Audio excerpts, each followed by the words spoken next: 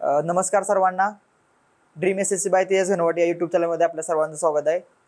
नुकतेच 2 दिवसापूर्वी आपल्या SSC सीजलचं किंवा SSCच्या पूर्ण जे एक्झाम आहेत त्याचं नवीन कॅलेंडर अपडेट झालेलं आहे किंवा नवीन कॅलेंडर आलं आहे, रिवाईज झालं. त्यामुळे आता आपण काय करणार आहे तर कोणकोणते एक्झाम कधी कधी आहेत. सगळ्यात मोस्ट अवेटेड एक्झाम म्हणजे आपली SSC सीजलची एक्झाम आहे. ती एक्झाम 1 महिन्यानंतर पुढे गेलेलीच आहे. तर बाकीच्या ज्या एक्झाम आहेत किंवा एक्झाम कधी होतील तर आणि एक्झामला तुम्हाला आता एक्झाम जर जवळ आले आहेत किंवा नोटिफिकेशन कधी येणार आहे याबद्दल जर काही डॉक्युमेंट लागणार असतील तर त्याबद्दल आपण व्हिडिओमध्ये माहिती घेऊया. ठीक आहे. तर सर्वप्रथम म्हणजे पहिली एक्झाम कुठली होणार आहे तर ह्यावरच्या 3 एक्झाम ज्या आहेत ह्या त्या ऑलरेडी झालेल्या आहेत. त्यामुळे यांचं आता एक्झामची डेटच आलेली आहे डायरेक्टली. आता ॲडव्हर्टाइजमेंट वगैरे ॲड वगैरे त्याचे काही येणार नाही आहे. त्यानंतर अजून एक महत्त्वाची एक्झाम कुठली तर सिलेक्शन पोस्टची एक्झाम आहे फेज 13. तर ती एक्झाम जी आहे ती जी कधी येणार आहे त्याचं डेट ऑफ ॲड कधी आहे त्याची तर 2 जून. त्यानंतर क्लोज आहे 23 जूनला आणि 24 जुलै ते 4 ऑगस्ट ही त्याची काय असेल तर एक्झाम डेट असणार आहे. किती असणार आहे 24 जुलै ते 4 ऑगस्ट फेज 13ची. ठीक आहे.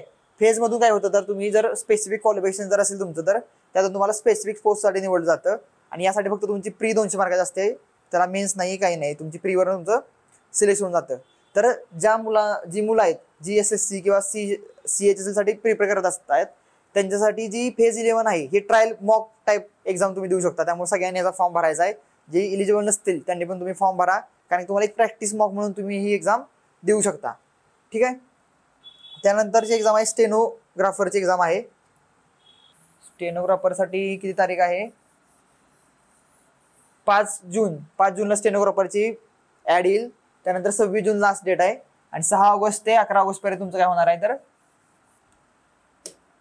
6 ऑगस्ट ते 11 ऑगस्ट पर्यंत तुमची एक्झाम डेट असणार आहे. त्यामुळे तुमची स्टेनोची एक्झाम होईल. त्यानंतर आहे कंबाईन हिंदी ट्रान्सलेटर एक्झाम आहे, त्याची पण 12 ऑगस्टची एक्झाम डेट असणार आहे. त्यानंतर असणार आहे कंबाईन ग्रॅज्युएट लेवल एक्झामिनेशन आपली सीजल, ज्यासाठी मोस्टली मुलं प्रिपेअर करत असतात. अशी आपली एक्झाम असणार आहे सीजल एक्झाम. तुम्ही इथं बघू शकता की सीजल ही एक्झाम काय होणार आहे कधी होणार आहे तर सीजल एक्झाम कधी होणार आहे तर 9 जूनला फॉर्म सुटतील. म्हणजे टेंटेटिव्ह ॲड कधी येईल तर 9 जूनला फॉर्म सुटल्यानंतर आपल्याला किती वॅकन्सी आहेत आतापर्यंतच्या आज तारखेला ज्या वेळेला मी रेकॉर्ड करतोय तर 12,000 प्लस तर वॅकन्सी आहेतच. परंतु आपल्याला एक्झॅक्ट वॅकन्सी किती असतील टेंटेटिव्ह तर त्या 9 जूनला समजतील. फायनल डेट कधी आहे तर 4 जुलै असणार आहे. जवळपास 1 महिना तुम्हाला दिलेला आहे. त्यानंतर एक्झाम डेट कधी असणार आहे 13 ऑगस्ट ते 30 ऑगस्ट एक्झाम डेट असणार आहे. म्हणजे आपण मानून चालू आहे की 15 ऑगस्ट पर्यंत एक्झाम होईल. 13 ऑगस्टला एक्झाम होईल. म्हणजे आतापर्यंत किती दिवसात आतापासून तर मे, जून, जुलै, ऑगस्ट म्हणजे 3 महिने तुम्हाला दिलेले आहेत. लास्ट टाइमचं कॅलेंडर जे होतं जुनं त्यामध्ये असं होतं की जुलैमध्ये एक्झाम होईल. परंतु आता 1 महिना तुम्हाला जास्त भेटलेला आहे तर त्यानुसार तुम्ही जास्त अभ्यास पण करा, स्कोर इम्प्रूव्ह करा, तुम्हाला वाव आहे त्यामुळं. आणि यात मेन म्हणजे काय तर आता 9 जूनला समजा फॉर्म सुटतील, त्यानंतर 7 तारखेला म्हणजे 4 एप्रिलला लास्ट डेट असणार आहे. तर मेन म्हणजे जी मुलं कास्टमधले आहेत OBC आणि EWS तर तुम्ही जे कास्ट सर्टिफिकेट असणार आहे ते तुम्ही काय करा तर आत्ताच काढून घ्या. म्हणजे तुमची जी क्रुशियल डेट असणार आहे ती हेच असणार आहे की जी लास्ट डेट असते फॉर्म भरायची ती क्रुशियल डेट असते. तर तुम्ही त्याआधी जी काय सर्टिफिकेट असतील ते काढून घ्या. ज्यांचा एलिजिबिलिटी क्रायटेरिया डिग्रीचा आहे त्यांनी जर एक्झामचा रिझल्ट या तारखेच्या आधी लागला किंवा त्या दिवशी डेट येईल एक्झामवर त्या फॉर्मवर तर त्याच्या आधी लागला तर तुम्ही इलिजिबल असाल. अदरवाईज त्यानंतर रिझल्ट लागला असेल तर तुम्ही इलिजिबल नसणार आहात. तर मेन म्हणजे आता डॉक्युमेंटेशनच आहे. जी मुलं कास्टमध्ये आहेत OBC वाली EWS वाली त्यांनी काय काढून घ्या तर डॉक्युमेंट काढून घ्या आता तुमचं कास्ट सर्टिफिकेटचं. ठीक आहे. आणि आता सीजनमध्ये काय झालंय तर 1 महिना तुम्हाला जास्त टाइम वाढवून घेतलाय. खूप मुलं स्टडी करतायत किंवा नव्यानं रिपीटर आहेत काही जणांनी जस्ट 6-7 महिन्यापूर्वी किंवा 8 महिन्यापूर्वी अभ्यासाला सुरुवात केली. तर तुम्हाला आता काय होईल तर तुम्ही एक टार्गेट घेऊन चालला की 15 जुलैपर्यंत बाबा एक्झाम होईल समजा प्रीची, तर त्यानुसार तुम्ही आता आपण अभ्यास करत राहिलाय. तर आता काय झालंय तर 1 महिना तुम्हाला जास्त भेटलाय तर तुम्ही सेम गतीनं अभ्यास करत राहा. तुम्हाला जर आता मार्क तुमची मिळत नसतील मॉकमध्ये पडत नसतील मार्क्स तर 1 महिना तुम्हाला जास्त भेटला तर 1 महिन्यामध्ये तुम्हाला खूप टाइम आहे, सफिशियंट टाइम आहे की ज्यामध्ये तुम्ही तुमची मॉक टेस्टची मार्क्स ही एक खूप चांगल्या पद्धतीनं वाढवू शकता. तर तुम्हाला आयोगानं काय केलं तर टाइम दिलाय चांगलाच, 1 महिना जास्त टाइम दिलाय. त्यानंतर अजून एक सगळ्यांची फेवरेट एक्झाम म्हणजे sub inspector in Delhi police आणि CAPF मध्ये. तर CPO एक्झाम पण कधी असणार आहे तर 16 जूनला फॉर्म सुटणार आहे. त्यानंतर 7 जुलैपर्यंतचा लास्ट डेट असणार आहे. आणि ही एक्झाम पण कधी होईल तर लगेच ऑगस्टमध्ये तुमची काय होईल तर सीजल, आणि त्यानंतर सप्टेंबरमध्ये काय होईल तर फर्स्ट वीकमध्ये सीपीयूची एक्झाम होईल. ज्या मुलांना सेंट्रल आर्म पोलीस फोर्समध्ये किंवा दिल्ली पोलीसमध्ये सब इन्स्पेक्टर म्हणून PSI म्हणून सेंट्रल PSI व्हायचं आहे, त्या मुलांनी काय करायचं आहे तर ह्या एक्झामला टार्गेट जी मुलं करत आहेत तर ह्या एक्झामची डेट काय तर 1 सप्टेंबर ते 6 सप्टेंबर. ह्या दोन्ही एक्झाम बद्दल मी माझ्या टेलिग्राम ह्याच आपल्या टेलिग्रामवर पण टाकलेलं आहे, इन्फॉर्मेशन टाकत असतो, किंवा युट्यूबवर मी तुम्हाला डिटेल अनालिसिस ह्याची किंवा कोणत्या सब्जेक्टसाठी काय काय रेफर करायचं याची माहिती दिलेली आहे, तर तुम्ही ते पाहू शकता. त्यानंतर असणार आहे CHSL एक्झाम.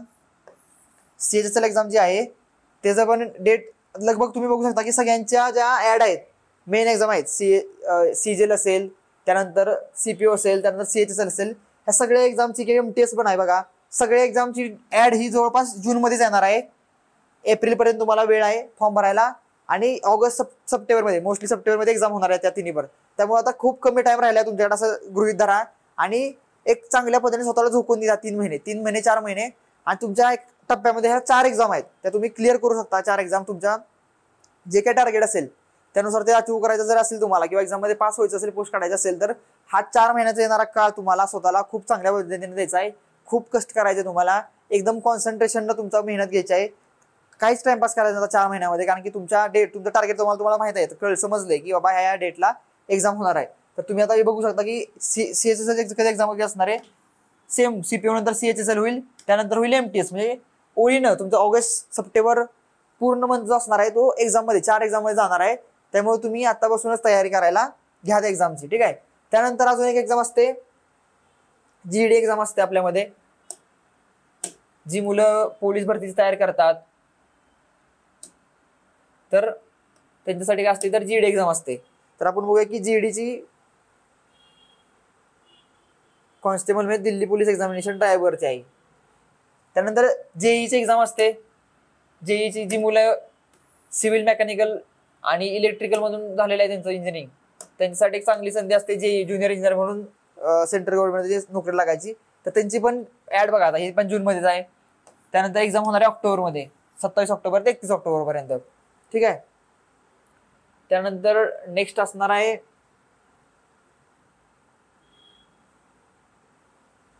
आपले मेन म्हणजे GEDची एक्झाम. आता कधी आपण बघूया, हेड कॉन्स्टेबल आहे दिल्ली पोलीसमध्ये. ह्या दिल्ली पोलीसच्या एक्झाम आहेत ना, त्यांचा आपल्यासाठी काय उपयोग नसतो, कारण की दिल्लीमध्ये तुम्हाला जॉब करावा लागेल जाऊन, ठीक आहे. हे पण Delhi police stenographer limited competition. Okay, हे जे आपलं आले तर हे मेन आपल्यासाठी कुठलं, हे जे आहे आपली जी मेन एक्झाम आहे GED, मुलांची भरती करणाऱ्या मुलांची favourite exam SSC GED. SSC GED ची एक्झाम डेट काय असणार आहे तर ऑक्टोबर 25 मध्ये फॉर्म सुटेल, नोव्हेंबर 25 लास्ट डेट असणार आहे, आणि फेब मध्ये 26 मध्ये एक्झाम होणार आहे, ठीक आहे, 2026 वाली. कारण की तुम्ही बघताय की आत्ताची जी GED आहे त्याचा आत्ताची मेडिकल झाल्यातून रिझल्ट काय त्यांचा लागलेला नाहीये. तर 26 एक्झाम कधी होईल तर पुढच्या फेब्रुवारीमध्ये होईल. त्यामुळे ज्यांचे आता रिटर्न क्लिअर झालेलं आहे GED करणाऱ्या मुलांसाठी, म्हणजे कारण GED करणारी मुलं ही एक भरती व्हायचं म्हणूनच एक्झाम करत असतात, त्यांचं टार्गेट फिक्स असतं की मला भरती होऊन सेंट्रल आर्म पोलीस पर्यंत जायचं आहे. तर त्यांच्यासाठी काय तर आतापासून टार्गेट ठेवा की तुमचे फेब्रुवारीमध्ये एक्झाम होणार आहे, जानेवारी-फेब्रुवारीमध्ये.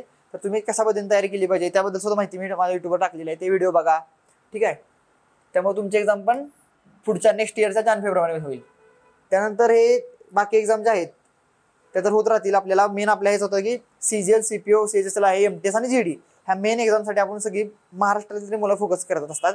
त्याबद्दल मी ह्या माहिती सांगितलेली आहे. आणि तुम्हाला मी पुन्हा सांगतो की आता एक्झामची डेट समजलेली आहे, कधी एक्झाम होईल समजलेली आहे, तर डॉक्युमेंटेशन तुमचं क्लिअर करून ठेवा एकतर, आणि जे काही वेळ राहिलेला आहे तो पूर्णतः अभ्यासामध्ये घालवा, जेणेकरून नेक्स्ट इयरला असं रिग्रेट होऊ नये की बाबा मी थोडा 1 महिना जर स्वतःला वेळ दिला असता, किंवा एक महिना जर एक्झाम पुढे गेली असती तर माझं 4-5 मार्क वाढले असतील, माझी प्री क्लिअर झाली असती. कारण की ऑलरेडी तुम्हाला 1 महिना वेळ भेटलेला जायचा, बरोबर. तर आता हे रिझन तुमचं पुढच्या चालणार नाही, त्यापेक्षा तुम्ही स्टडी करा आणि अजून चांगली मार्क इम्प्रूव्ह करा, ठीक आहे. तर आता नेक्स्ट व्हिडिओमध्ये आपण बघूया की मॉक टेस्ट किंवा तुम्ही मॉक टेस्ट देता कोणत्या प्लॅटफॉर्मवर द्यायच्या, कशा द्यायच्या, याबद्दल आपण माहिती बघूया. धन्यवाद सर्वांना.